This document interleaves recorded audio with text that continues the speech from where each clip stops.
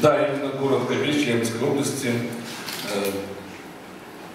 помог тому, чтобы на свет появился такой замечательный автор Елена Соловьева, вот, которая,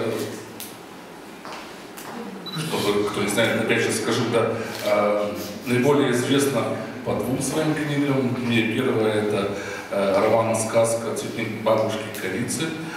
Он выдержал 2 издания и получил гран-при премии «Рукопись года» и стал лауреатом другой премии «Новая детская книга» в номинации «Россия 21 век».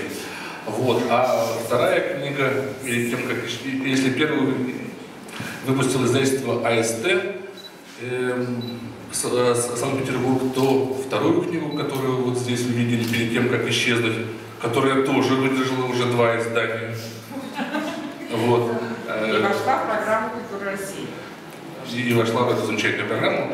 Вот. Она вышла в издательстве Марины Волковой, город Челябинск. Да. Вот. Ну что ж.